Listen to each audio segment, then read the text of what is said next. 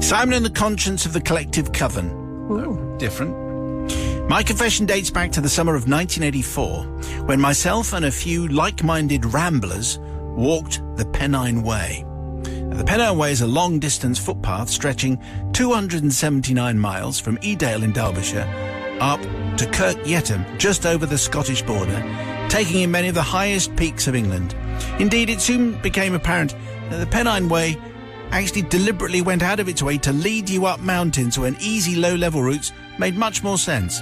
This was not just a jolly ramble, Father Simon, oh no, as we were raising much-needed funds for our local St John's Ambulance Brigade, who were kitting out their new second-hand ambulance. So it was kind of new, but it was definitely second-hand. We were also sponsored by the local pub, who provided sweatshirts and kept a map behind the bar, proudly displaying our daily progress. Not being quite as intrepid as my fellow Pennine Wayers, myself, the wife of one of the walkers, their young daughter, and Max the Scotty dog. I'm not sure if we've changed the name of the dog. Scotty dog. Let's just say Max is fine. Yeah. Were to service the crew on the sponsored walk. This entailed pitching and striking camp most days, collecting the weary walkers each evening, and dropping them back on their way the following morning. We hired a minibus from the local school. The minibus was dark blue and bright yellow, with a large roof rack to which we lashed placards advertising our journey, which gave it the air of an ice cream van. The walk went splendidly well, and 2 days ahead of schedule, we cracked a bottle of warm champagne outside the pub at Kirk Yetholm. At the time, our local band, our favourite rock band, were the folk rock combo Lindisfarne. Oh, yeah. And many hours were whiled away singing their anthems, and Fog on the Tyne and all that. And so we decided to use our spare 2 days to explore the island of Lindisfarne, after which the band had obviously named themselves. Now, Lindisfarne, as you probably know, can only be accessed by a causeway when the tide is out. This I knew full well, as the next morning I guided our trusty minibus through the bright morning sunshine, out across the causeway to the Holy Island. The day was spent exploring coastline, castle, priory ruins and gift shops before adjourning to a local hostelry specialising in great food, fine conversation and real ale. Of course. Mm-hmm. This, Father Simon, was my downfall, and it was with a sudden cry of good grief that I realised the tide was coming in. Oh, yeah. Hastily finishing our beer, because obviously that's the most obviously, important thing. yes. Can't leave anything. We sprinted to the minibus like a World War II fighter squadron. We raced out to the already wet causeway.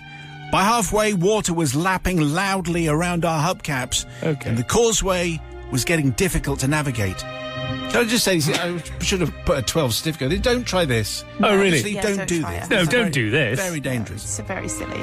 As we approached the coast, we were by far the last vehicle on the causeway, and water was now being propelled over our roof by the waves as we battered our way through incredible high seas. With an apprehensive cheer, we What?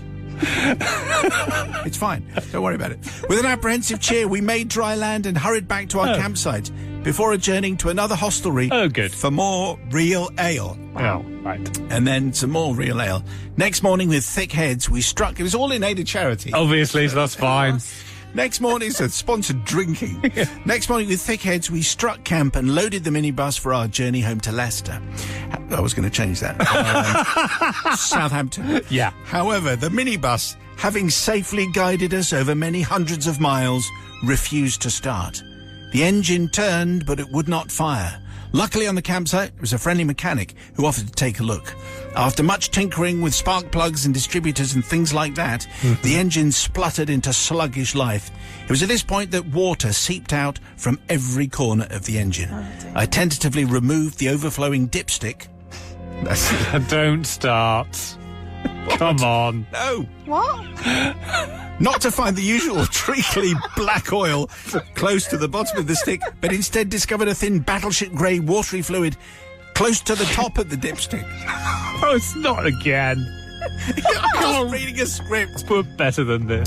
We're not. No, Without further delay, we jumped aboard and set off for home. It was many hours later that I parked back at the school, posting the keys through the caretaker's letterbox. It was a few weeks later that I heard that the minibus, mysteriously, needed a new engine due to a failed head gasket. And the dipstick was not... No one was sure why such an expensive repair was necessary. Questions were asked. I had no idea. Father Simon, here we go. Now, I don't ask forgiveness from my fellow Pennine Wayers, because they raised a substantial amount of money for a great cause. Nor do I ask forgiveness from the beautiful island of Lindisfarne and its tidal causeway. I mean, it's an inanimate object apart from anything else. I don't even seek forgiveness from the school, as the minibus had covered many thousands of miles and was long overdue for replacement. No, Simon, I seek absolution from our trusty, reliable minibus, which we dressed as an ice cream van, and who had carried us safely across many hundreds of miles through splendid countryside. You see, I'd become fond of its stiff clutch, funny smell and terrible handling, and it truly did not deserve to be semi-submerged in coastal waters and then sold off. With heavy heart, I prostrate myself before the collective. P.S. If you play this, can you follow it up by playing Run for Home by Lindisfarne, which I've only just spotted, and obviously that'll be a production thing, which Susie will have to... Let's see what happens. Yeah. Anyway, but meantime, Sister Susie, what do we call him? Trevor, I think? Trevor. Yes. Who recklessly, due to far too much real ale, didn't notice that the tide was coming in. Could have been very, very dangerous. Yeah, it could have been very, very dangerous, Trevor. Yes. And also, you borrowed the minibus, so you should have been taking top care of it. Yes. So I'm sorry, I can't forgive you because, you know, you should have been looking after it. I wouldn't want anyone that I lent a minibus to treat it like that. So, and neither would you. So, not forgiven. I wonder why the engine needed a repair, brother from another country. Yeah, I mean, hang on. They were supposed to be walking the Pennine Way. What are they doing with a van? If Well, the whole point is you're helping. walking it. They're I'm not sponsoring you to be in a van. Also, all these people going to Lindisfarne and then being completely surprised. Oh, the tide's coming in. Maybe we should head back. Yeah, good thinking, Batman. I'm going to forgive just because, you know, it's a Tuesday. I'm in that kind of mood. So, yeah, Really? forgiven. That's yeah. not very well argued, is it? No.